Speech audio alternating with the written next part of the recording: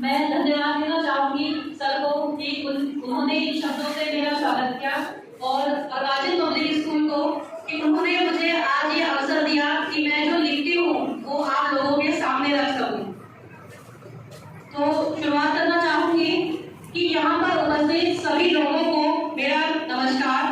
आप सभी को स्वतंत्रता दिवस की हार्दिक शुभकामनाएं। आज मैं लेके आई हूँ आजादी की कहानी, रुहाशी की जुबानी। रुहाशी ये वो नाम है जिससे मैं लिखती हूँ, अपने विचार रखती हूँ और लोगों के सामने उसको बेझिझक रखती हूँ। मेरा नाम है साक्षी शर्मा। आपके स्कूल में 2 टीचर्स हैं, श्रीमती प्रतिभा शर्मा मैम और मीरा मैम।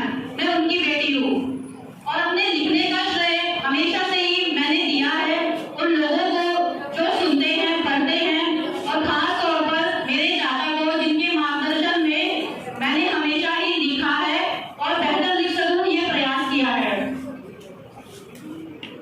तो आज 15 अगस्त के इस ऐतिहासिक अवसर पर कुछ इतिहास की जानकारी, कुछ वर्तमान की स्थिति और एक सपनों के भारत से जुड़ी कुछ पंक्तियां मैंने कोशिश की है लिखने की और आप सभी लोगों के सामने रखने की।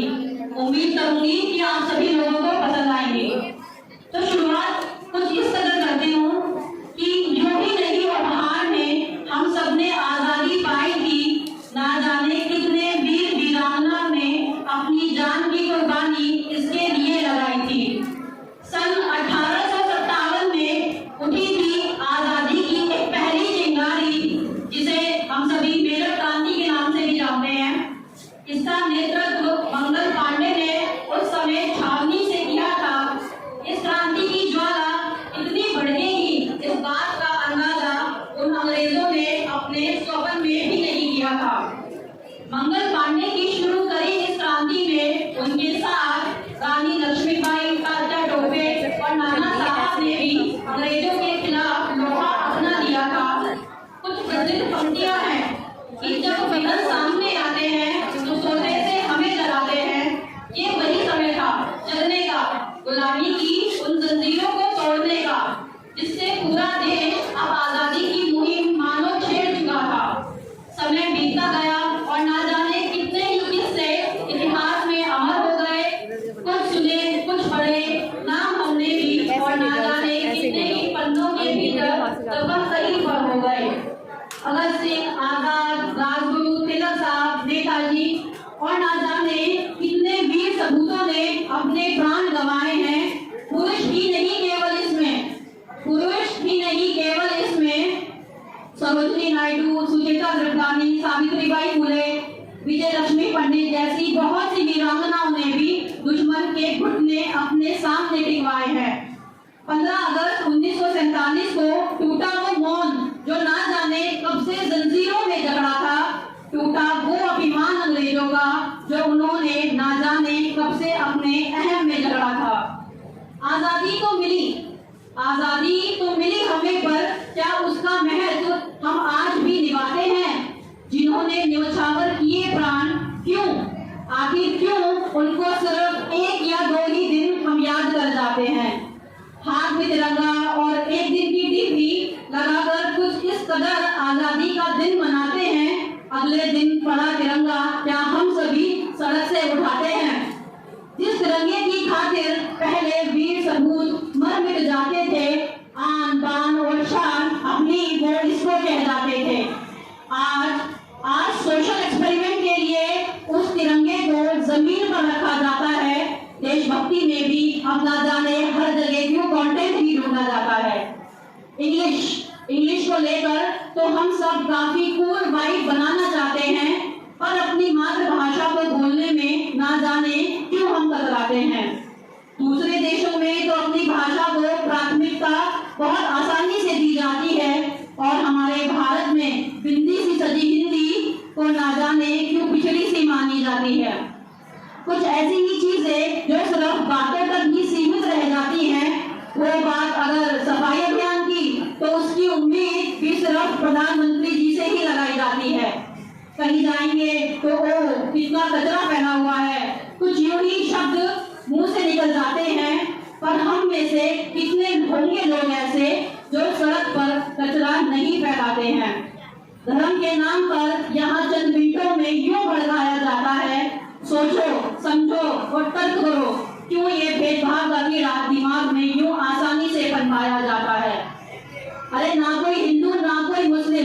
ना है यहाँ कोई आम।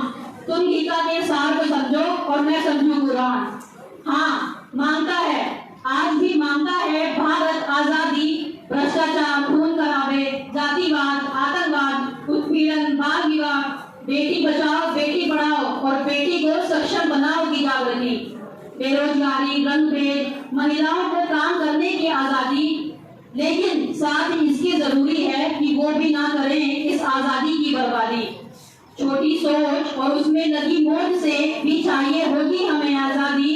भारी लोगों से तो बाद में होगा खतरा, लेकिन बैठे जो पहन मुखौटा देश में ही, उनसे चाहिए हमें आजादी। 3 रंग से सजा तिरंगे में एक रंग भी, वो भी तो सींचा जाता है। भारत माँ की रक्षा की खातिर वीर सपूत बन शहीद हो जाता है। चाहिए, हमें चाहिए वही आजादी जिसमें शीतल गंगा, यमुना, कश्मीर और वो हिमालय की सुंदर घाटी। युवा, आज का युवा चाहे तो क्या नहीं कर सकता है? शिक्षा। शिक्षा वो माध्यम है जिससे बच्चे से लेकर बड़ा हर कोई पनप सकता है। डॉक्टर भीमराव अम्बेडकर जी की कुछ लाइन्स यहाँ कहना चाहूंगी कि शिक्षा शेरनी का वह दूध है जो जितना पिएगा उतना ही दहाड़ेगा। शिक्षा के माध्यम से हम में आती है विचार विमर्श और तर्क की शक्ति, वरना देखने को तो बहुत मिल जाएंगी तुमको दंगे फसाद के नाम पर ना जाने कितने ही अंधभक्ति। बात करूं अगर उपलब्धि की, तो टेक्नोलॉजी में भारत ने भी अपना नाम कमाया है।